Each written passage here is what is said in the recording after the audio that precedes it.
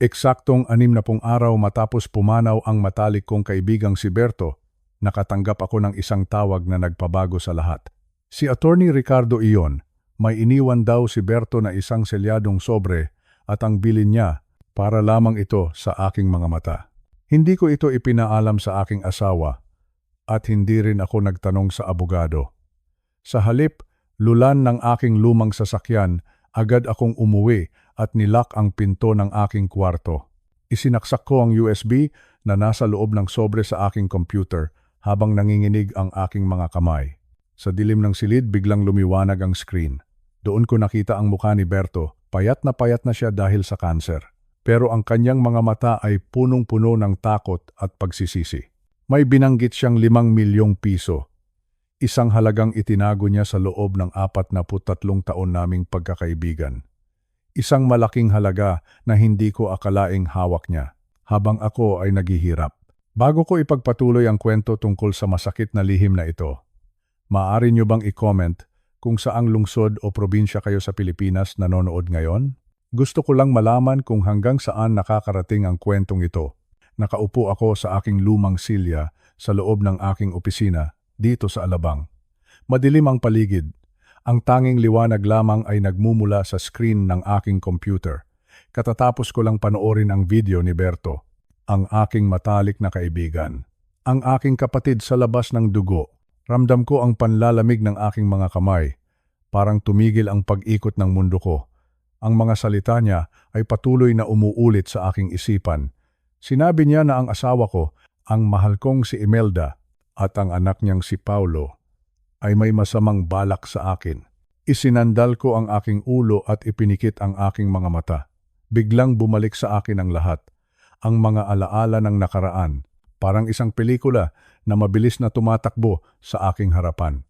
Nagsimula ang lahat noong mga bata pa kami ni Berto. Wala kaming pera noon. Ang tanging baon namin ay pangarap at sipag. Sabay kaming nagtapos ng kolehiyo sa Maynila.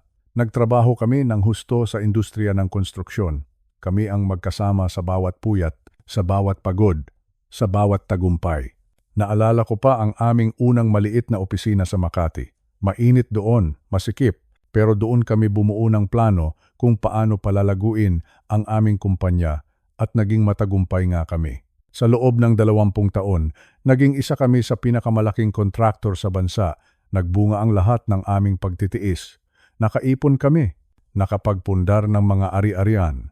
Naging komportable ang buhay. Sa gitna ng tagumpay na iyon, naroon ang aking unang asawa, si Maria. Siya ang aking inspirasyon, ang aking lakas, ang bawat bahay na itinayo ko. Siya ang naglagay ng init at pagmamahal. Nagkaroon kami ng isang anak na babae, si Christina, na ngayon ay masaya na sa kanyang pamilya sa Cebu. Maayos ang lahat, masaya kami. Akala ko, hanggang sa pagtanda ay magkasama kaming mag-aalaga ng mga apo. Ngunit ang buhay ay mapagbiro. 5 taon na ang nakalilipas, bigla kaming iniwan ni Maria. Stroke. Isang gabi, matutulog lang kami ng mahimbing, pero hindi na siya nagising. Doong nagsimula ang aking kalungkutan. Isang matinding lungkot na hindi ko akalaing mararanasan ko. Matapos mamatay si Maria, nagretiro na rin ako. Ibinenta ko ang aking bahagi sa kumpanya. Marami akong pera, oo, pero ang laki ng bahay ko rito sa Alabang ay parang naging isang kulungan. Napakatahimik, napakalamig. Mag-isa akong kumakain sa mahabang mesa. Mag-isa akong naglalakad sa hardin. Ang pera ay walang silbi kung wala kang kasama sa buhay. 3 taon ang lumipas na puno ng pait. Hanggang sa isang gabi, inimbitahan ako ni Berto sa isang charity gala sa isang hotel sa Makati. Noong una, ayaw ko pang pumunta. Pero mapilit si Berto. Sabi niya, kailangan ko raw lumabas at makisalamuha sa ibang tao. Doon ko nakilala si Imelda. Siya ay 42 taong gulang noon. Ako naman ay 61. Mahigit 2 dekada ang aming agwat. Pero noong gabing iyon, hindi ko naramdaman ang edad ko. Napakaganda niya. Ang kanyang ngiti ay parang liwanag sa gitna ng aking kadiliman. Siya ay matalino, maalaga, at higit sa lahat, parang naiintindihan niya ang aking pangungulila. Sinabi niya sa akin na siya ay isang biyuda rin. Ang kanyang dating asawa raw ay nang iwan sa kanila ng kanyang anak na si Paulo. Nahirapan daw siya sa buhay. Nagtrabaho ng husto para mapagtapos si Paulo. Ang kwento niya ay nakakaantig ng puso. Pakiramdam ko, kailangan niya ako. At ang totoo, kailangan ko rin siya. Naging mabilis ang lahat. Sa loob ng 1 taon ng aming pagkakakilala, nagpasya akong pakasalan siya. Pakiramdam ko noon. Binigyan ako ng Diyos ng pangalawang pagkakataon na lumigaya. Nais ko siyang protektahan. Nais ko silang bigyan ni Paulo ng magandang buhay. Ngunit may isang tao na hindi masaya sa aming relasyon. Si Berto. Naalala ko pa ang isang hapon, habang nagkakape kami sa aming paboritong coffee shop sa Tagaytay. Malamig ang simoy ng hangin noon. Nakatingin si Berto sa malayo, parang may malalim na iniisip. Tony, tawag niya sa akin. Ang boses niya ay seryoso. Kaibigan kita, kapatid. Kaya sasabihin ko sa iyo ang totoo. Tumingin ako sa kanya at nagtanong kung ano iyon. May mali kay Imelda, direktang sabi ni Berto. Masyadong mabilis ang lahat. Masyadong perpekto ang kanyang pag-arte. Hindi ko gusto ang pakiramdam ko sa kanya. Nagalit ako sa kanya noon. Sinabihan ko siya na baka masyado lang siyang maprotekta. Sinabi ko na hindi niya naiintindihan ang kalungkutan ko. Sabi ko pa, Berto, matanda na ako. Gusto ko lang nang makakasama sa huling bahagi ng buhay ko. Bakit mo ipagkakait sa akin iyon? Huminga ng malalim si Berto. Hindi na siya nakipagtalo. Sabi lang niya, sana mali ako, Tony. Pero mag-iingat ka. Hindi ko pinakinggan si Berto. Tuloy ang kasal. Ipinasok ko sila sa bahay ko. Binigay ko ang lahat ng gusto nila. Si Paolo, na noon ay 19 na taon, ay itinuring kong parang sariling anak. Binigyan ko siya ng kotse. Pinag-aral sa mamahaling eskwelahan. Binigyan ng malaking allowance. Akala ko, maayos na ang lahat. Akala ko, nahanap ko na ang katahimikan. Pero habang lumilipas ang mga buwan, napansin ko ang ilang maliliit na pagbabago. Si Imelda, na dati ay laging kasama ko, ay nagsimulang maging abala. Laging may mga meeting, laging may mga lakad, kasama ang kanyang mga kaibigan. Si Paulo naman, bihira ko nang makitang pumasok sa klase. Laging nasa bar, laging kasama ang mga barkada na hindi ko naman kilala. At ang mga bitamina. Ilang buwan na ang nakalilipas. Nagsimulang magdala si Imelda ng mga espesyal na bitamina. Sabi niya, galing daw iyon sa abroad, para raw sa puso ko, para raw hindi ako mabilis mapagod. Dahil mahal ko siya, naniwala ako. Ininom ko ang mga bitamina araw-araw tulad ng gusto niya. Hindi ko alam na ang iniinom ko pala ay unti-unting pumapatay sa akin.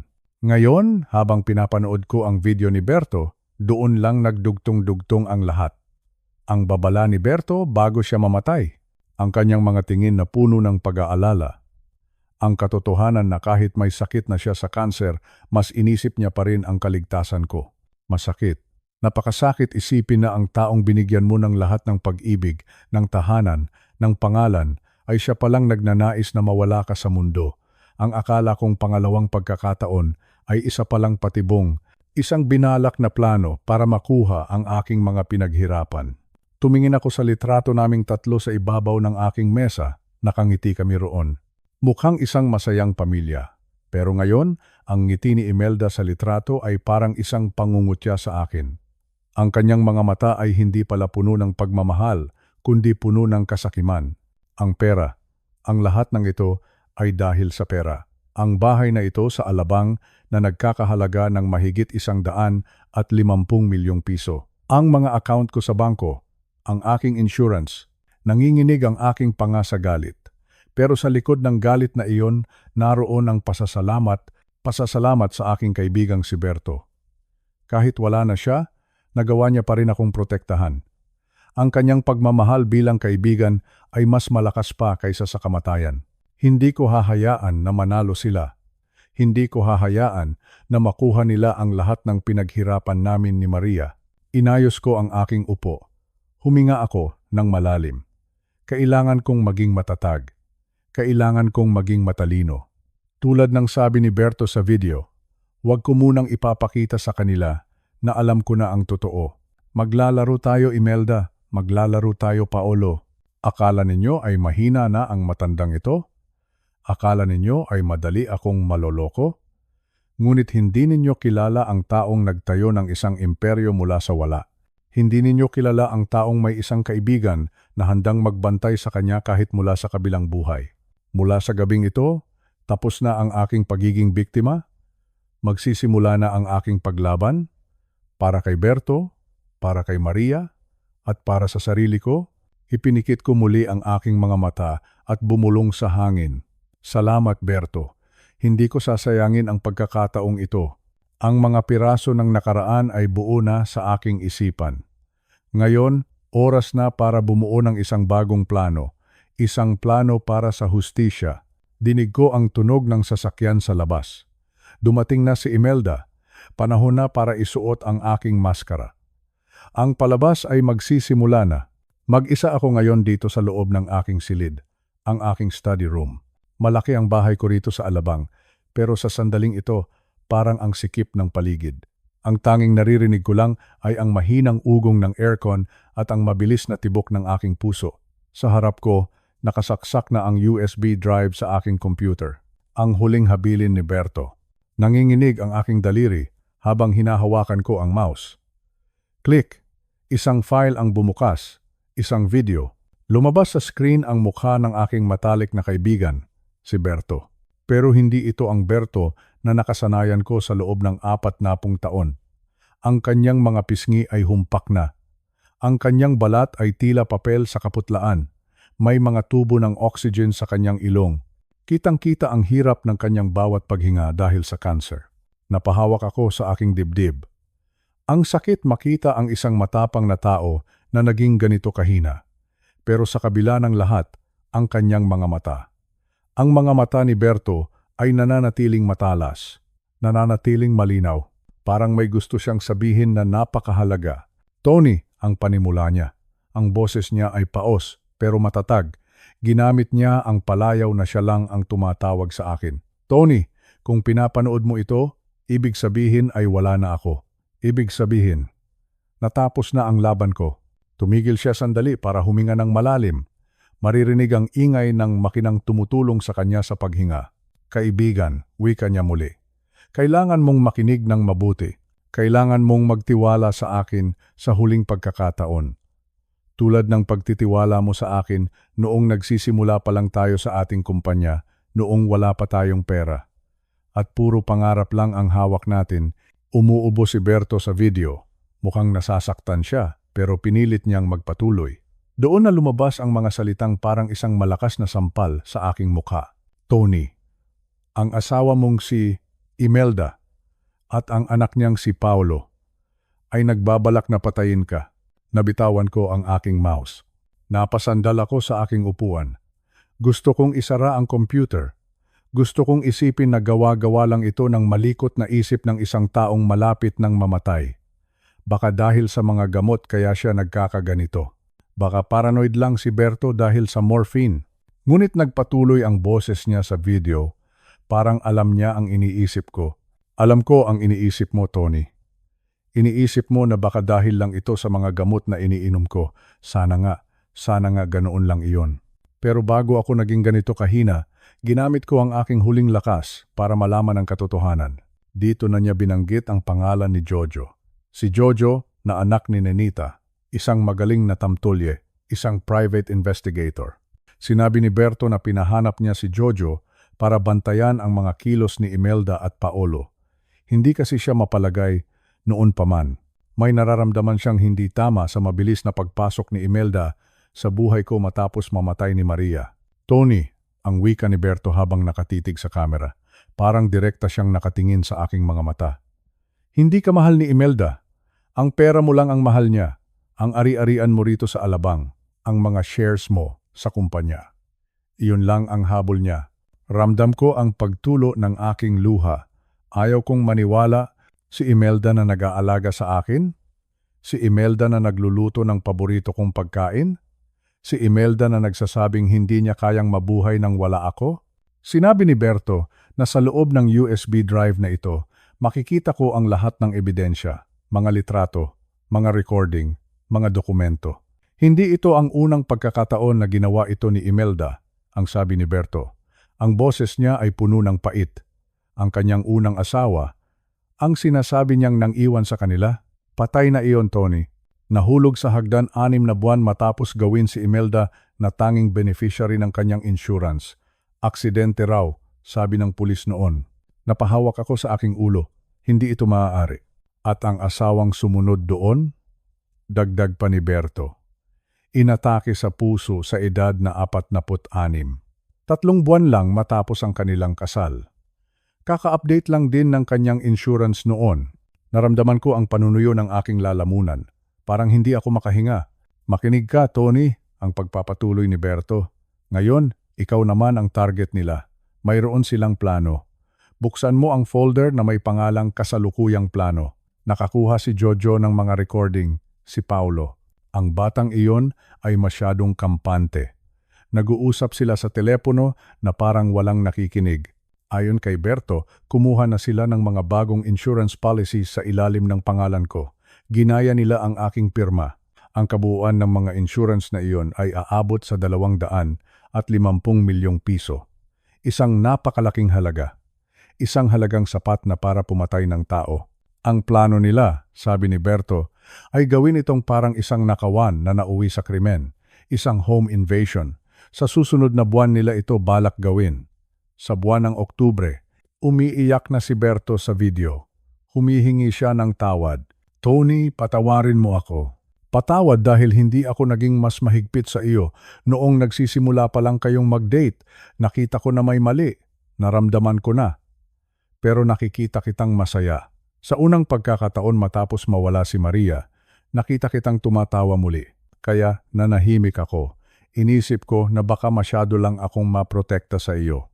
Huminto ang video sandali dahil sa matinding pag-ubo ni Berto. Nang bumalik ang kanyang boses, mas mahina na ito, mas paos.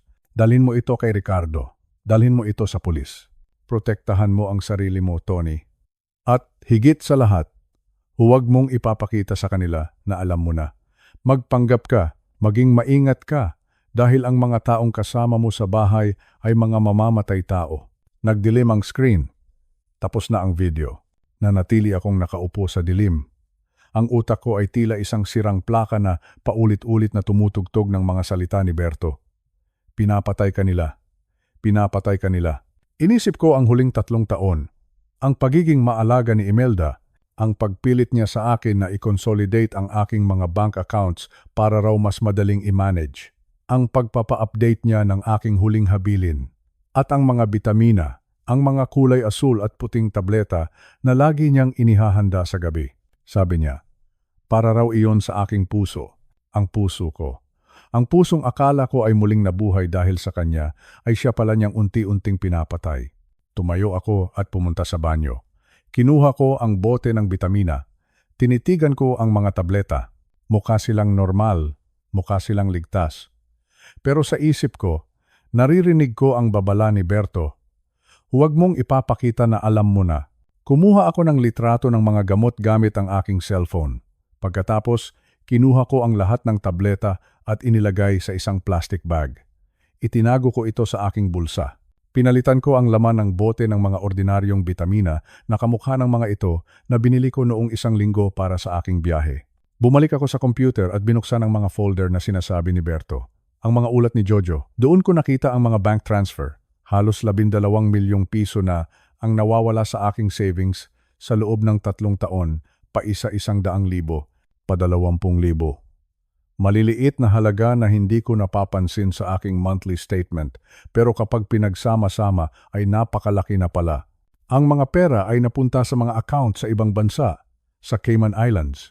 Nanginig ang aking buong katawan nang makita ko ang mga litrato ni Imelda. Kasama niya ang isang lalaki. Isang lalaking may mga tattoo at malamig ang mga mata. Ayon sa ulat ni Jojo, ang lalaking ito ay si Dante, isang kriminal na kakaklabas lang ng kulungan. Napahawak ako sa aking mesa para hindi matumba. Ito na ang katotohanan. Ang malupit at madugong katotohanan. Il-St. Si Berto. Ang aking matalik na kaibigan. Kahit sa huling sandali ng kanyang buhay, ako pa rin ang inisip niya. Ako pa rin ang iniligtas niya. Habang ako ay nagpapakasaya sa piling ng isang ahas, Siya naman ay nakikipaglaban sa kamatayan para lang masigurado na hindi ako susunod sa kanya sa hukay. Berto, bulong ko sa hangin. Salamat, salamat pare. Huminga ako ng malalim. Pinunasan ko ang aking mga luha. Ang Tony na malambot at madaling maloko ay wala na. Ang Tony na muling nabuhay sa gabing ito ay ang Tony na nakipagsapalaran sa mundo ng negosyo. Ang Tony na marunong lumaban. Kinuha ko ang aking telepono. Alam ko ang dapat kong gawin. Pero tulad ng sabi ni Berto, kailangan kong maging maingat. Kailangan kong maging mas mabilis kaysa sa kanila. Dinig ko ang pagbukas ng pinto sa ibaba. Ang boses ni Imelda. Tony? Mahal? Nandyan ka ba sa loob? Ang tawag niya. Ang boses niya ay napakatamis, napakalambing. Parang isang anghel na bumaba sa lupa. Ipinikit ko ang aking mga mata sandali. Pagkatapos, binuksan ko ang pinto ng aking opisina at lumabas na may ngiti sa aking mga labi. Ang maskara ay nakasuot na. Ang laban ay nagsisimula pa lang. Nandito ako, Imelda, sagot ko. Pababa na ako, mahal ko? Habang bumababa ako sa hagdan, bawat hakbang ko ay puno ng puot, pero bawat tingin ko sa kanya ay puno ng kunwaring pagmamahal. Alam ko na ngayon ang katotohanan, at ang katotohanan iyon ang magpapalaya sa akin at magpapakulong sa kanila. Mag-isa lang ako sa loob ng aking silid. Patay ang lahat ng ilaw maliban sa liwanag na nagmumula sa screen ng aking computer. Ang tanging naririnig ko lang ay ang mahinang ugong ng aircon at ang mabilis na tibok ng aking puso. Sa harap ko, nakabukas ang mga file na iniwan ni Berto sa loob ng USB. Alam nyo, si Berto ang pinakamatalik kong kaibigan sa loob ng mahigit 4 na dekada. Akala ko wala na kaming lihim sa isa't isa. Pero habang binabasa ko ang mga dokumentong ito, napagtanto ko kung gaano kalaki ang sakripisyong ginawa niya para protektahan ako kahit hanggang sa huling sandali ng kanyang buhay. Ang pamagat ng folder ay simple lang pero nakakangilabot, profile ng isang Maninila.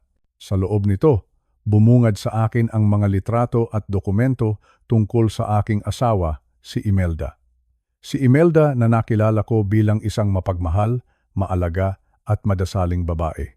Pero ang babaeng nasa screen ngayon, hindi ko siya kilala. Nagsimula ang ulat ni Berto sa nakaraan ni Imelda bago ko pa siya makilala.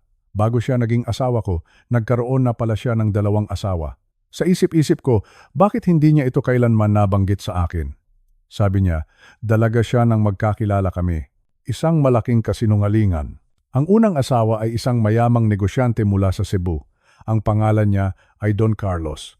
Ayon sa mga papel na nakalap ni Berto, 3 taon silang nagsama.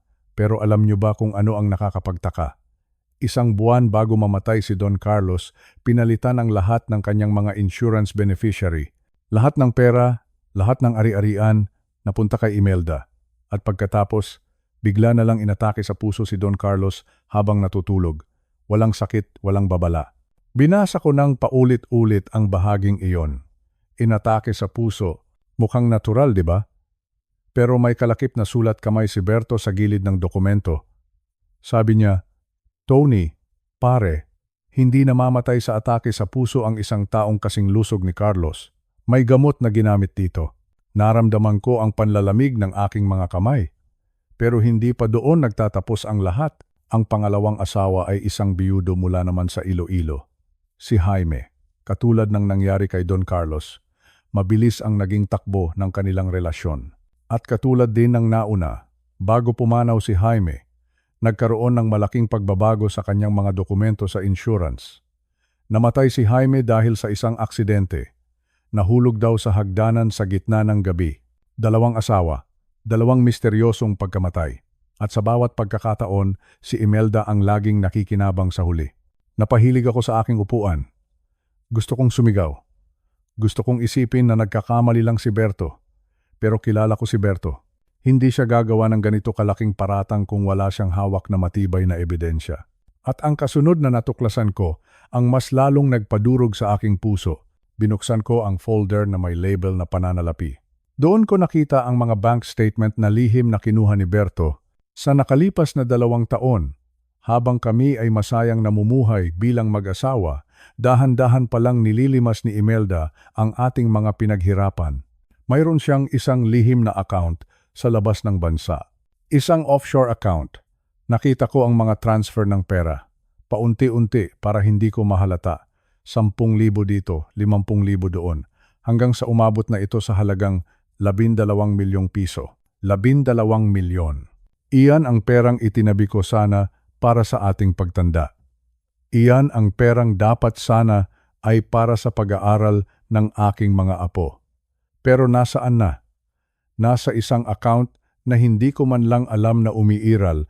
Nanginginig ang aking buong katawan habang binabasa ang bawat transaksyon. Pakiramdam ko para akong isang tanga na naniwala sa bawat halik at yakap na ibinigay niya sa akin. Bawat mahal kita, Tony, na sinabi niya, may katumbas palang halaga ng pera. Pero ang pinakanakakatakot na bahagi, ang bahaging nagpadama sa akin na ang kamatayan ay nakatayo na sa likuran ko, ay ang huling dokumentong binuksan ko. Ito ay isang kopya ng isang insurance policy. Ang halaga? 250 milyong piso. Isang napakalaking halaga. Saan galing ang perang pambayad sa premium nito? At kaninong pangalan ang nakasulat bilang taong nakasiguro? Sa akin. Ako ang nakasiguro. Pero ang mas matindi ang pirma sa ilalim ng dokumento. Ang pirma ko. Pero alam ko sa sarili ko, hinding-hindi ako pipirma sa ganitong kalaking halaga ng hindi ko alam. Sinuri ko ang pirma, kamukhang-kamukha ng sa akin. Ang bawat kurba, ang bawat tuldok, ang perpekto. Pineke ni Imelda ang aking pirma. At sino ang tanging makakatanggap ng 250 milyong piso kapag ako ay pumanaw? Si Imelda. Siya lang at wala nang iba. Napako ang tingin ko sa screen. 250 milyong piso. Iyan ang halaga ng aking buhay sa paningin ng aking asawa. Sa mga sandaling iyon, nagbalik sa aking alaala ang lahat ng mga pagkakataong binibigyan niya ako ng gatas bago matulog, ang mga pagkakataong pinipilit niya akong uminom ng mga bitamina na sabi niya ay para sa aking kalusugan. May lason ba ang mga iyon? Unti-unti ba niya akong pinapatay? Narinig ko ang mahinang katok sa pinto. Tony, mahal, gising ka pa ba? Ipinagtimpla kita ng mainit na tsaa. Boses iyon ni Imelda. Ang boses na dati ay nagpapakalma sa akin, ngayon ay nagdudulot ng matinding takot. Pinatay ko agad ang screen ng computer. Mabilis kong itinago ang USB sa loob ng aking bulsa. Oo, Imelda. Sandali lang. Itatabi ko lang itong mga binabasa ko, sagot ko. Pinilit kong gawing normal ang aking boses. Kahit na ang totoo ay gusto ko nang tumakbo palabas ng bahay na ito. Huminga ako ng malalim. Kailangan kong maging matatag. Kailangan kong maging matalino. Katulad ng sabi ni Berto sa kanyang huling mensahe. Kailangan kong magkunwari. Hindi niya pwedeng malaman na alam ko na ang lahat. Binuksan ko ang pinto at doon ko siya nakita. Nakatayo siya sa dilim ng hallway, may hawak na tray at isang tasa ng tsaa. Nakangiti siya. Isang ngiting napakaamo. Pero ngayon, ang nakikita ko na lang sa ngiting iyon ay ang isang maninilang naghihintay ng tamang pagkakataon para sumakmal. Salamat mahal, sabi ko habang kinukuha ang tasa. Napakabait mo talagang asawa. Uminom ako ng kaunti, pero hindi ko ito nilunok. Nagkunwari lang ako. Pagtalikod niya, agad ko itong itinapon sa paso ng halaman sa gilid ng bintana. Bumalik ako sa loob ng kwarto at muling nilock ang pinto. Alam ko na ngayon ang totoo. Si Imelda ay hindi ang aking tagapagligtas. Siya ang aking magiging katapusan kung hindi ako kikilos. 12 milyong piso ang kinuha niya. 250 milyong piso ang gusto niyang makuha sa aking kamatayan. At 2 lalaki na ang naging biktima niya. Hindi ako magiging pangatlo. Berto, salamat. Salamat dahil kahit wala ka na rito, iniligtas mo pa rin ako. Pero ngayon, ang tanong ay, paano ko siya matatakasan? Sa loob ng bahay na ito, kung saan ang bawat sulok ay may mga mata at tainga niya, paano ako lalaban? Tiningnan ko ang USB sa aking kamay. Mayroon pang isang folder na hindi ko nabubuksan. Ang folder na may pangalang Ang Plano. Dito ko nalaman na si Berto ay hindi lang basta nag-imbestiga. Mayroon siyang inihandang paraan para mabitag si Imelda. Isang paraan na mangangailangan ng lahat ng aking lakas at tapang. Sa mga gabing darating, kailangan kong matutong matulog ng nakadilat ang isang mata. Kailangan kong matutong kumain ng hindi nalalason. At higit sa lahat, kailangan kong matutong maging isang mas mahusay na aktor kaysa sa kanya. Dahil sa larong ito, isa lang sa amin ang dapat na manatiling buhay. At sisiguraduhin ko, sa tulong ng aking kaibigang si Berto, na hindi ako ang susunod na hihiga sa kabaong habang si Imelda ay nagbibilang ng milyon-milyong piso. Nagsisimula pa lang ang laban na ito. At kahit ako ay matanda na, hindi ibig sabihin na wala na akong laban. Dahil ang pinakamapanganib na kalaban ay ang isang taong wala nang natitirang mawawala, kundi ang kanyang sariling buhay. Pinagmasdan ko ang labas ng bintana. Madilim ang gabi, pero sa puso ko, may apoy na nagsisimulang mag-alab. Isang apoy ng paghihiganti at katarungan. Imelda, hindi mo alam kung ano ang paparating sa iyo. Malamig ang simoy ng hangin ngayong umaga rito sa aming balkonahe. Tanaw ko ang mga kapitbahay na nagsisimula ng magwalis ng mga tuyong dahon sa kanilang bakuran. Dito sa aming bayan, ang umaga ay dapat sanang puno ng pag-asa, di ba? Ngunit para sa akin, ang bawat pagsikat ng araw ay tila isang paalala na may kung anong mali. Isang bagay na hindi ko maipaliwanag, ngunit nararamdaman ng aking nanghihinang katawan. Tony, heto na ang gamot mo. Inumin mo na ito para lumakas ang iyong puso. Ang malambing na tinig ni Imelda mula sa kusina. Narinig ko ang kalansing ng baso at ang pamilyar na tunog ng pagbukas ng bote ng gamot. Lumapit siya sa akin, may dalang matamis na ngiti na dati ay nagpapatibok ng puso ko sa tuwa. Pero ngayon, ang ngiting iyon ay nagdudulot sa akin ng kilabot. Inabot niya sa akin ang isang kulay pulang kapsula. Ito raw ay special vitamin na in-order pa niya sa Maynila. Nagkakahalaga raw ng 5,000 piso ang bawat bote. Sabi niya, mahal daw talaga ang magkaroon ng malusog na puso sa edad nating ito. Tinitigan ko ang kapsula sa aking palad. Sige na, inumin mo na, mahal ko, pagpilit niya. Ang kamay niya ay humahaplos sa aking balikat, ngunit tila ba binabantayan niya ang bawat paggalaw ng aking lalamunan. Uminom ako ng tubig at nagkunwaring nilunok ang gamot. Sa totoo lang, itinago ko ito sa ilalim ng aking dila. Nang tumalikod siya para iligpit ang baso, mabilis ko itong inilagay sa loob ng bulsa ng aking suot na barong. Nang makaalis si Imelda para pumunta sa palengke at bumili ng isda, doon ko na sinimulang suriin ang bitamina na ito. Matagal ko na ring napapansin, tuwing iinom ako nito, imbes na lumakas, ay tila bumibilis ang tibok ng aking puso. Kinakapos ako ng hininga, at ang aking mga binti ay tila naging gawa sa tingga sa sobrang bigat. Kinuha ko ang bote sa cabinet, tiningnan ko ng maigi ang label. May nakasulat na maliit na marka sa ilalim. Dahil malabo na ang aking paningin, gumamit ako ng magnifying glass na madalas kong gamitin sa pagbabasa ng diaryo. Doon ko nakita ang katotohanan. Hindi ito bitamina, hindi ito gamot para lumakas ako. Digitalis. Iyan ang nakasulat sa isang maliit na sticker na tila tinangkang burahin. Alam ko ang gamot na ito. Naalala ko ang sinabi ng aking kumparing doktor noon. Ang gamot na ito, kapag sobra ang dosis, ay nagiging lason. Maaari itong magdulot ng atake sa puso. Isang atake na magmumulang natural dahil sa aking edad, ang asawa ko. Ang babaeng pinangakuan ko sa harap ng altar ay dahan-dahan akong pinapatay. Lason. Isang lason na nakabalot sa pagmamahal. Nanlalamig ang aking mga kamay habang hawak ang bote. Gusto kong sumigaw. Gusto kong itanong sa kanya kung bakit. Bakit, Imelda? Kulang pa ba ang lahat ng ibinigay ko? Ang pensyon ko? Ang bahay na ito? Ang buong buhay ko? Ngunit huminga ako ng malalim. Kailangan kong maging matalino. Kung malalaman niyang alam ko na ang kanyang lihim, baka gumamit siya ng ibang paraan na mas mabilis at mas malupit. Kinuha ko ang isa pang bote ng totoong bitamina na binili ko sa botika noong nakaraang linggo. Magkamukha ang kanilang kulay. Parehong pula, parehong bilog. Maingat kong ibinuhos ang lahat ng lason mula sa bote ni Imelda at pinalitan ko ang mga ito ng aking totoong bitamina. Ang mga tunay na lason ay maingat kong ibinalot sa tissue at itinago sa ilalim ng aking lumang aparador doon sa loob ng isang luma at kalawanging lata ng biskwit. Magagamit ko itong ebidensya balang araw. Pagkaraan ng isang oras, narinig ko na ang tricycle na huminto sa tapat ng aming gate, si Imelda na iyon.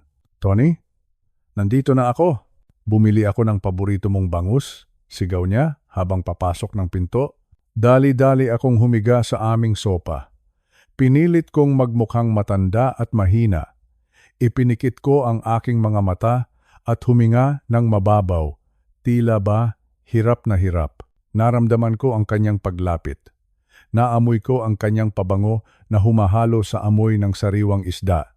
Tony, gising ka ba? Mukhang napagod ka yata. Sa pag-upo lang sa balkonahe, ang tanong niya. May halong panunuri ang kanyang boses. Dahan-dahan kong iminulat ang aking mga mata. Imelda, parang nahihilo ako. Ang bigat ng dibdib ko, pag-arte ko.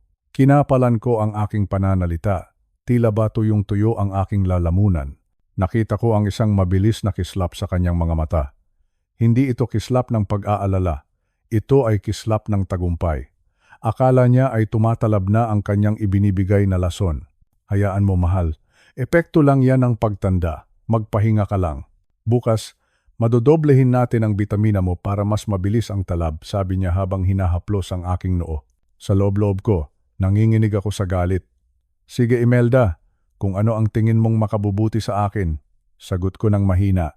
Lumakad siya patungo sa kusina habang humuhuni ng isang masayang kanta. Ang tunog ng kanyang paghuni ay tila isang kumpas ng kamatayan para sa kanya. Dahil hindi niya alam, ang laro ay nagsisimula pa lamang. Ako si Tony. Maaring kulubot na ang aking balat, maaring marami na akong nararamdaman sa katawan, ngunit hindi ako tanga. Akala mo ay tupa ang iyong pinapatay, ngunit hindi mo alam, ang matandang ito ay marunong pang lumaban. Kailangan kong magpatuloy sa pag-arte. Kailangan kong ipakita na ako ay unti-unti nang nawawalan ng lakas. Bawat hingal, bawat pagdaing, bawat panginginig ng aking kamay. Lahat ng iyon ay isang palabas lamang. Gusto kong makita kung hanggang saan ang kayang gawin ng taong pinagkatiwalaan ko ng aking buhay. Habang nakahiga ako rito, pinagmamasdan ko ang mga anino sa kisame. Naalala ko noong bagong kasal pa lang kami, noong wala pa kaming pera at masaya na kami sa pandesal at kape tuwing umaga. Saan nagbago ang lahat? Dahil ba sa pera? Dahil ba sa insurance na kinuha ko noong nakaraang taon? 5 milyong piso. Iyon ang halaga ng aking buhay sa kanyang mga mata. 5 milyong piso kapalit ng aking huling hininga. Napangiti ako ng mapait sa kadiliman. Kung akala mo, Imelda, na madali mong makukuha ang perang iyon, nagkakamali ka. Ang bawat bitamina na ibibigay mo sa akin simula ngayon ay magsisilbing paalala na ang pag-ibig ay maaaring maging isang matamis na patibong. Ngunit hanggat may lakas pa ang aking isip, hindi ako susuko. Maglalaro tayo, aking mahal. Maglalaro tayo hanggang sa dulo at sisiguraduhin ko na sa huli, ang katotohanan ang mananaig. Ipinikit ko muli ang aking mga mata nang marinig ko ang kanyang mga yabag na pabalik sa sala. Handa na akong maging mahina sa kanyang paningin. Habang sa loob ko, unti-unti akong nagtitipon ng lakas upang iligtas ang aking sarili mula sa lason ng pagkakataon. Ang gabi ay masyadong tahimik. Napakatahimik na tila ba pati ang mga kuliglig sa labas ng aming bahay ay natatakot gumawa ng ingay. Nakaupo ako sa aking paboritong tumba-tumba sa madilim na sulok ng aming silid. Sa labas, naririnig ko ang mahinang kaluskos ng mga dahon ng mangga na hinahampas ng hanging amihan. Dito sa Pilipinas, ang gabi ay oras ng pahinga, oras ng pagdarasal bago matulog. Ngunit para sa akin, ang gabing ito ay oras ng pagharap sa isang masakit na katotohanan. Hawak ko ang aking cellphone. May ipinadalang mensahe si Jojo, ang tambala na kinuha ko para maging tambala. Ang aking tambala, si Jojo ang tambala na naging mata at tainga ko sa labas. May kalakip itong isang audio file, isang recording. Isinuot ko ang aking earphones. Huminga ako ng malalim. Pinindot ko ang play. Noong una, puro ingay lang ng paligid ang narinig ko. Tunog ng mga baso, tawanan sa malayo at ang mahinang tugtog ng radyo. Mukhang nasa isang restaurant sila. Isang mamahaling restaurant siguro sa Makati, kung saan malaya silang makapag-usap ng hindi napapansin. Pagkatapos, narinig ko ang boses niya. Ang boses ng aking asawa. Si Imelda. Masyadong mabagal, Paulo. Masyadong mabagal ang talab ng gamot, sabi ni Imelda. Ang boses niya ay walang bahid ng lambing na naririnig ko tuwing umaga. Ang boses niya ay malamig, Matigas, tila ba gawa sa yelo. Sumagot ang isang lalaki. Si Paulo.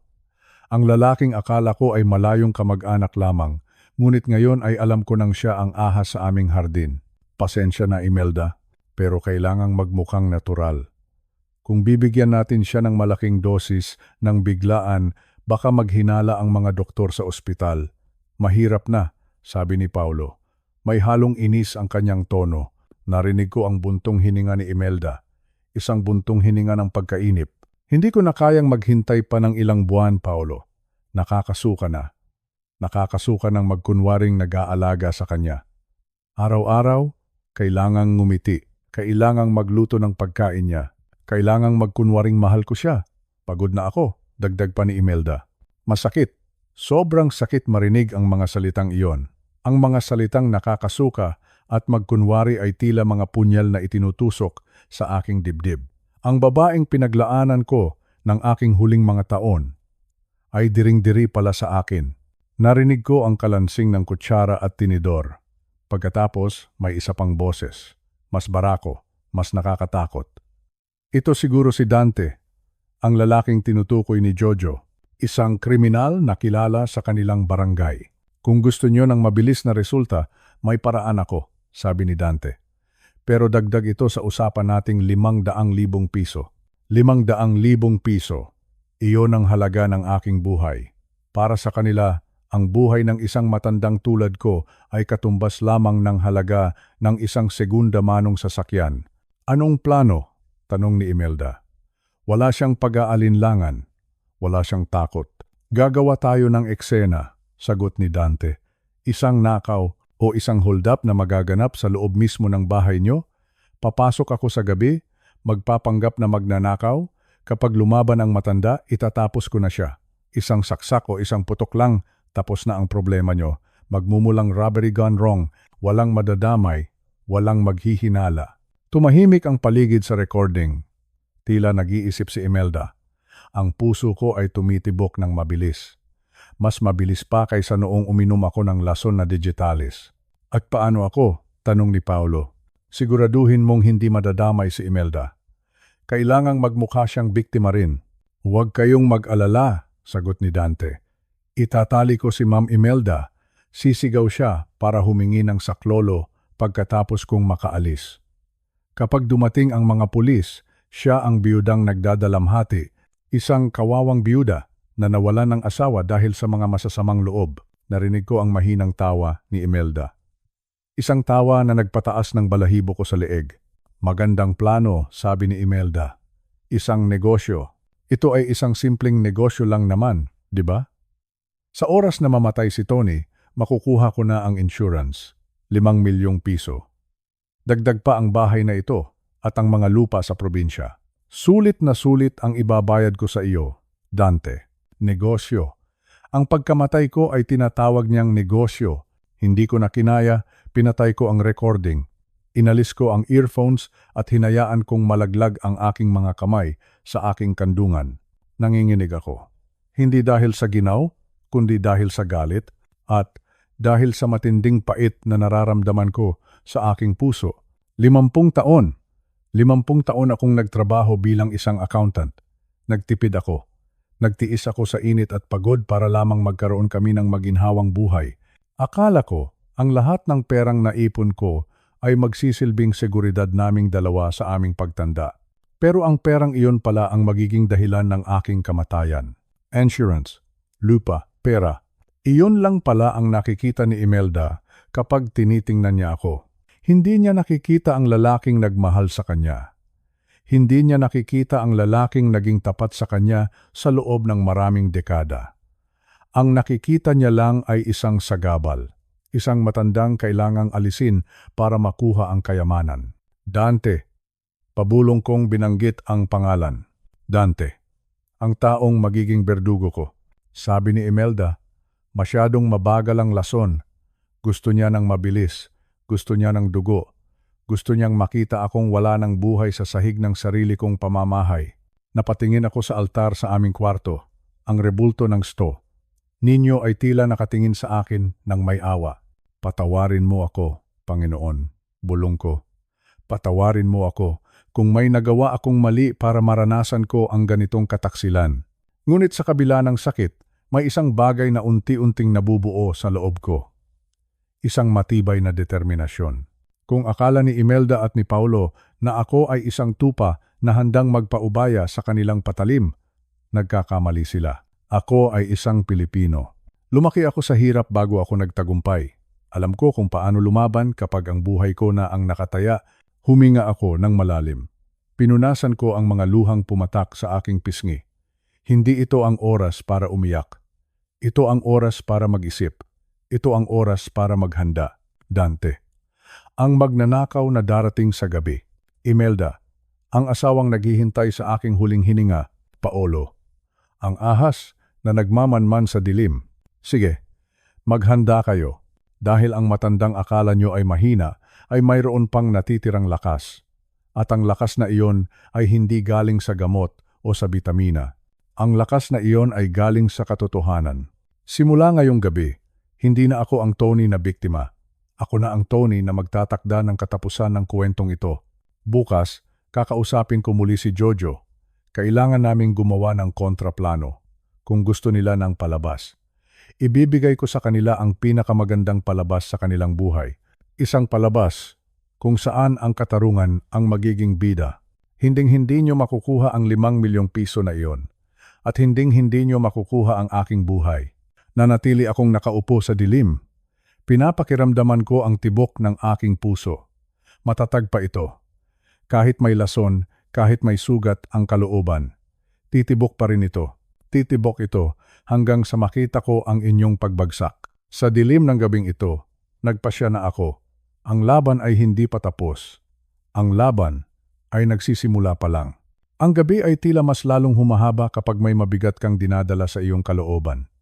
Ako si Tony, at sa edad kong ito, akala ko ay nakita ko na ang lahat ng uri ng panlilinlang sa mundo. Ngunit, masakit pala.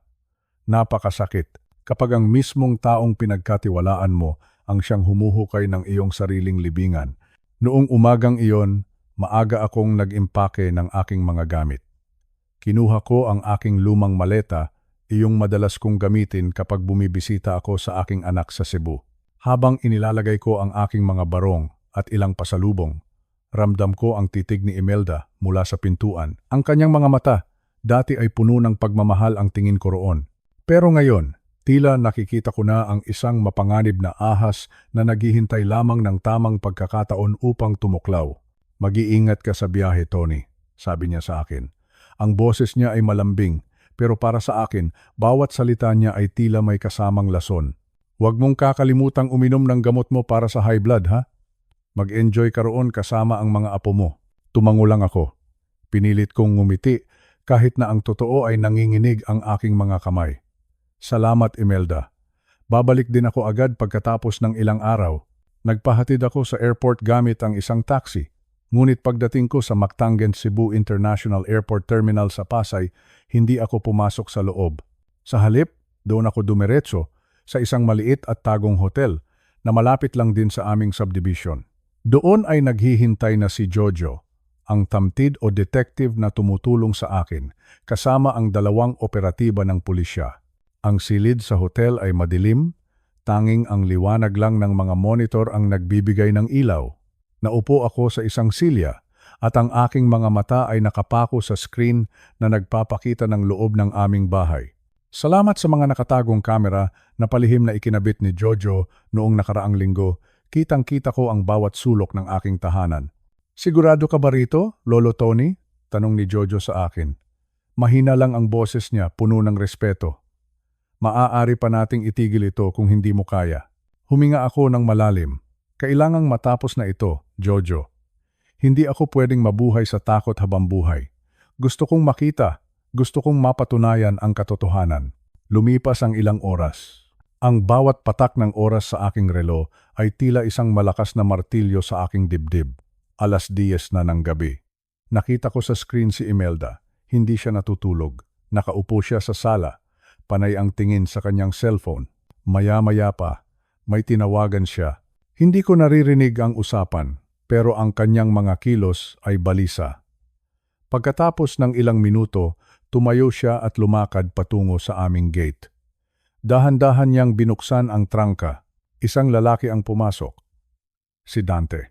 Ang aking puso ay tila tumigil sa pagtibok. Si Dante, ang lalaking palagi niyang sinasabing malayo na kamag-anak lamang. Nakita ko sa kamera kung paano sila nag-usap sa dilim ng garahe. Walang pag-aalinlangan, walang takot. Pumasok sila sa loob ng bahay. Doon sa sala, kitang-kita ko ang mukha ni Dante. May dala siyang isang bag na itim. Alam ko kung ano ang laman niyon. Isang baril o baka isang patalim. Ang presyo ng aking buhay. Naisip ko bigla, magkano kaya ang ibabayad ni Imelda sa kanya? 1,000,000 piso? O baka mas mababa pa? Nakakalungkot isipin na ang buhay ng isang tao ay may katumbas na halaga sa pera. Ipinasyal ni Imelda si Dante sa loob ng bahay. Itinuro niya ang bawat kwarto. Itinuro niya ang aking paboritong upuan. At ang pinakamasakit sa lahat, itinuro niya ang aming kwarto. Ang kwartong pinagsaluhan namin ng maraming taon. Dito, tila naririnig ko ang bulong ni Imelda habang itinuturo ang kama. Dito siya natutulog. Kapag bumalik siya galing Cebu, dito mo siya tatapusin. Naramdaman ko ang init ng luha sa aking mga mata. Ang sakit-sakit. Sa loob ng maraming taon, ibinigay ko sa kanya ang lahat. Ang aking tiwala, ang aking ari-arian, ang aking puso. Ngunit ang lahat ng iyon ay tila walang saysay. Para sa kanya, ako ay isang hadlang lamang sa kayamanang gusto niyang makuha. Huminahon po kayo, Lolo Tony, bulong ni Jojo habang hinahawakan ang aking balikat. Nandito na ang mga ebidensya. Hindi na sila makakatakas. Pinanood ko silang dalawa sa screen. Naglabas sila ng alak. Nagdiwang pa sila sa loob ng aking bahay habang iniisip nilang wala ako roon. Tila ba wala silang konsensya? Tila ba ang pagpatay sa isang matanda ay isang simpleng laro lamang para sa kanila? Naalala ko noong unang pagkakataon kaming magkita ni Imelda. Akala ko siya na ang mag-aalaga sa akin sa aking pagtanda. Akala ko ang aking mga huling araw ay mapupuno ng kapayapaan. Ngunit ang kapayapaang iyon ay isa palang malaking kasinungalingan. Maya-maya pa, may inilabas na pera si Imelda.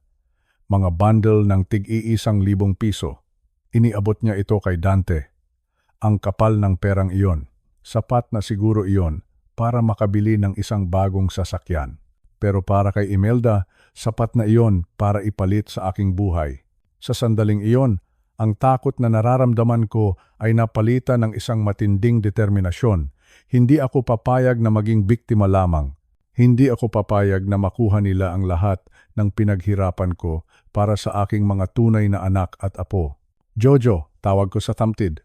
Gawin na natin ang dapat gawin. Tumango si Jojo at nagsimulang magsalita sa kanyang radio.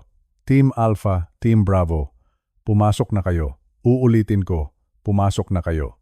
Mula sa screen, nakita ko ang biglang pagpasok ng mga pulis sa aming bakuran, ang gulat sa mukha ni Imelda, ang takot sa mga mata ni Dante. Iyon ang sandaling hinding-hindi ko malilimutan.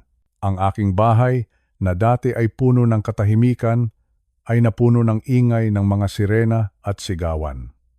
Nakita ko kung paano pinalibutan ng mga awtoridad ang dalawa. Wala silang nagawa. Nahuli sila sa akto. Nahuli sila sa loob ng bitag na sila rin ang gumawa. Napahilig ako sa aking silya. Pagod na pagod ang aking katawan, ngunit ang aking isipan ay tila nabunutan ng isang malaking tinik. Tapos na. Ligtas na ako. Ngunit habang tinitingnan ko ang screen, isang malalim na buntong hininga ang kumawala sa aking dibdib. Ang sugat sa aking puso ay hindi basta-basta maghihilom. Ang katotohanan ay mas masakit pa kaysa sa kamatayan, ngunit kailangang magpatuloy. Sa aking edad, alam ko na ang bawat araw ay isang biyaya at kahit na nabahiran ng dumi ang aking tiwala, mananatili akong matatag para sa aking pamilya, para sa aking sarili. Sa huling pagkakataon, tiningnan ko ang screen. Nakita ko si Imelda na nakaposas, isinasakay sa sasakyan ng pulis. Hindi na siya ang babaeng minahal ko. Siya ay isa na lamang estranghero na nagtangkang sumira sa aking buhay. Pikit mata kong hinawakan ang aking rosaryo. Salamat Panginoon, bulong ko. Salamat sa pagkakataong ito. At doon, sa madilim na silid ng hotel, nahanap ko ang isang uri ng katahimikan na matagal ko nang hinahanap. Hindi ito ang katahimikan ng takot, kundi ang katahimikan ng katarungan. Ang gabi ay malalim na, ngunit sa wakas, makakatulog na ako ng mahimbing. Sabado ng gabi. Ang paligid ng aming subdivision sa Alabang ay napakabingot. Ang mga ilaw sa kalsada ay tila malungkot na sumasaksi sa kadilimang bumabalot sa aming tahanan. Nakahiga ako sa aking kama. Ipinikit ko ang aking mga mata, ngunit ang aking isipan ay gising na gising. Mas gising pa sa isang gwardyang nagbabantay. Nararamdaman ko ang bawat tibok ng aking puso. Dug, dug, dug, dug. Tila ba isang tambol na nagbababala ng panganib. Sa labas ng pinto, narinig ko ang mahinang bulungan ni Imelda at Paulo. Akala nila ay mahimbing ang tulog ko dahil sa bitamina na ibinigay nila kaninang hapunan. Hindi nila alam, ang ininom ko ay tubig lamang. Handa na ba ang lahat? Ang tanong ni Imelda. Ang boses niya ay walang halong takot, walang pag-aalinlangan. Nasa likod na si Dante, sagot ni Paulo. Hinihintay na lang niya ang hudyat natin. Pagkatapos noon, narinig ko ang mahinang tunog ng pagbukas ng bintana sa baba. Isang kaluskos na hindi mapapansin ng isang taong tulog. Ngunit para sa akin, iyon ang tunog ng papalapit na kamatayan. Ilang minuto ang lumipas. Narinig ko ang dahan-dahang pagpihit ng doorknob ng aking kwarto. Pumasok ang isang anino. Sa gitna ng dilim, nakita ko ang kinang ng isang bakal. Isang bareta. Isang mabigat na bareta na hawak ng lalaking nagngangalang Dante. Dahan-dahan siyang lumapit sa aking kama. Naamoy ko ang amoy ng sigarilyo at pawis mula sa kanya. Itinaas niya ang bareta. Handa na siyang hampasin ako sa ulo.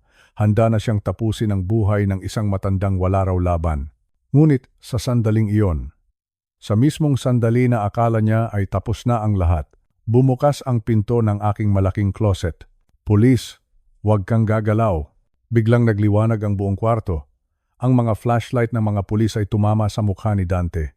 Nabitawan niya ang bareta, kumalampag ito sa sahig. Isang tunog ng bakal na nagpahiwatig ng kanyang pagkatalo. Dapa! Dapa sa sahig! Sigaw ni Jojo, ang tambala. Ang aking tambala na kasama ng mga autoridad. Sa labas ng kwarto, narinig ko ang isang malakas na tili ni Imelda. Kasunod nito ang ingay ng pagtakbo at ang kalansing ng mga posas. Bumangon ako mula sa kama. Tiningnan ko si Dante na nakadapa na ngayon sa sahig habang pinipusasan ng mga pulis. Tumingin ako sa pintuan. Doon, nakita ko si Imelda, ang kanyang mukha. Diyos ko. Ang mukha na dati ay puno ng tamis, ngayon ay puno ng pait, gulat at matinding takot. Nakaposas din ang kanyang mga kamay, gayon din si Paulo na nasa likuran niya. Tony. Mahal. Nagkakamali kayo, ang sabi ni Imelda. Sinubukan pa niyang umiyak. Sinubukan pa niyang magkunwari. Tumingin ako sa kanya ng diretso sa mga mata. Tapos na ang palabas, Imelda. Narinig ko ang lahat. Alam ko ang lahat, nanigas siya. Ang mga luhang pilit niyang inilalabas ay biglang natuyo. Sa unang pagkakataon, nakita ko ang tunay na demonyo sa likod ng maganda niyang mukha. Dinala sila ng mga pulis palabas ng aming bahay sa Alabang. Habang pinapanood ko ang mga pulang ilaw ng sasakyan ng pulis na papalayo, naramdaman ko ang isang malalim na bugso ng hangin. Ligtas na ako, ngunit ang sakit sa aking puso, ang sakit na dulot ng kataksilan ay tila lason na mas matindi pa sa anumang gamot na ibinigay nila sa akin. Lumipas ang ilang buwan. Ang loob ng korte ay napakainit, kahit na may mga electric fan na umiikot. Maraming tao ang dumalo, mga kapitbahay, mga dating kaibigan, at mga usisero na gustong makita ang pagbagsak ng tinaguriang Black Widow ng Alabang. Nakaupo ako sa unahan. Katabi ko si Jojo. Hawak ko ang aking baston, pilit na pinapatatag ang aking sarili. Ang prosekusyon ay may bagong ebidensya, pahayag ng aming abogado. Inilabas nila ang isang video na iniwan ni Berto bago siya bawian ng buhay. Si Berto, ang dating driver ni Imelda na namatay sa isang aksidente ilang taon na ang nakakaraan. Sa video, hirap na hirap magsalita si Berto. Kung napapanood niyo ito, ibig sabihin ay wala na ako. Pinatay ako ni Imelda. Katulad ng ginawa niya sa dati niyang asawa sa Cebu. Katulad ng plano niya sa lahat ng lalaking may pera na kanyang nagugustuhan. Tumahimik ang buong korte. Ang boses ni Berto ay parang multo na bumabangon mula sa hukay upang magsiwalat ng katotohanan. Doon lumabas ang lahat. Hindi lang pala ako ang biktima. Marami na siyang naunang asawa. Isa siyang profesional. Isang mangangaso na ang biktima ay mga matatandang mayaman at malungkot. Pera. Lahat ay dahil sa pera. Tiningnan ko si Imelda sa upuan ng mga akusado. Wala na ang kanyang ayos. Magulo ang kanyang buhok. Ang kanyang mga mata ay walang ibang makita kundi ang sahig. Si Paulo naman ay nakayuko lang, tila nagsisisi sa kanyang kinasangkutan. Pagkatapos ng mahabang paglilitis, tumayo ang hukom sa kasong frustrated murder at conspiracy. Si Imelda, si Paulo, at si Dante ay napatunayang nagkasala ng walang pag-aalinlangan. Hinatulan ang tatlo ng habambuhay na pagkabilanggo. Habambuhay. Isang salita na nagtapos sa lahat ng pangarap ni Imelda na makuha ang aking 5 milyong piso, ang aking bahay, ang aking buhay. Nang ilabas sila ng korte, huminto si Imelda sa harap ko. Sandali kaming nagkatinginan. Gusto kong makakita ng kahit kaunting pagsisisi sa kanyang mga mata. Ngunit wala. Ang nakita ko lang ay galit. Isang galit na tila susunog sa buong mundo. Hindi pa ito tapos, Tony, ang bulong niya. Para sa akin, Imelda. Tapos na, ang sagot ko ng mahinahon. Pag-uwi ko sa bahay, mag-isa na lamang ako. Binuksan ko ang lahat ng bintana upang pumasok ang sariwang hangin. Inalis ko ang lahat ng mga litrato ni Imelda sa pader. Mahirap ang mag-isa sa edad na ito. Pero mas mahirap ang mabuhay sa piling ng isang taong gustong pumatay sa iyo. Kinuha ko ang aking rosaryo.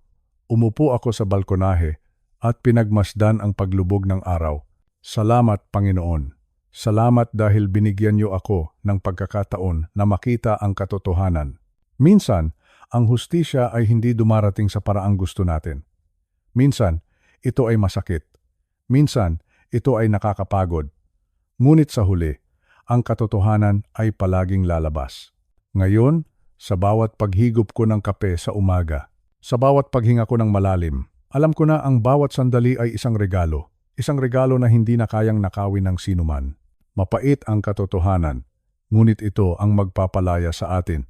Ako si Tony, at sa wakas, ako ay malaya na. Lumipas ang mga buwan mula nang matapos ang madilim na kabanata ng aking buhay. Ngayon, habang nakaupo ako sa beranda ng aking bagong bahay, mas presko na ang hangin na aking hininga. Ibinenta ko na ang mansyon sa Alabang. Marami mang magagandang alaala doon, mas mabigat ang bakas ng panloloko at sakit na iniwan ni na Imelda. Ayoko nang gumising sa isang bahay na bawat sulok ay nagpapaalala sa akin kung paano ako pinagtangkaang patayin ng sarili kong asawa. Ang perang nakuha ko sa pagbebenta ng bahay, kasama ang mga naibalik na milyon-milyong piso mula sa mga bank account ni Imelda, ay mayroon ng bagong tungkulin. Itinatag ko ang Berto Mendoza Justice Foundation. Ang layunin nito ay simple lang, ang tulungan ang mga lolo at lola na naging biktima ng panloloko. Ayokong may iba pang matanda na makaranas ng takot na naranasan ko. Gusto kong maging boses nila, ang maging kalasag nila laban sa mga mapagsamantala. Isang hapon, habang tahimik ang paligid, kinuha ko ang USB na iniwan ni Berto. Ito ang huling mensahe na hindi ko pa kayang panoorin noon dahil sa sobrang sakit. Isinalpak ko ito sa aking computer. Lumabas ang mukha ni Berto sa screen. Mukha siyang pagod, pero ang kanyang mga mata. Ang kanyang mga mata ay nagniningning pa rin sa katapatan. Ngumiti siya sa akin. Isang ngiti na tila nagsasabing, Tony, alam kong malalampasan mo ito. Sa video, itinaas ni Berto ang kanyang kamay at sumaludo sa akin, isang masiglang saludo ng isang tunay na sundalo at tapat na kaibigan.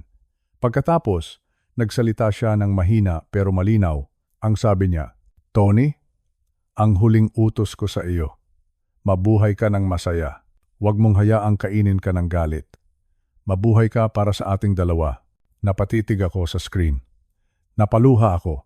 Pero hindi na ito luha ng pait. Ito ay luha ng pasasalamat. Mabuhay ka ng masaya. Ang mga salitang iyon ay paulit-ulit na umalingaw-ngaw sa aking isipan.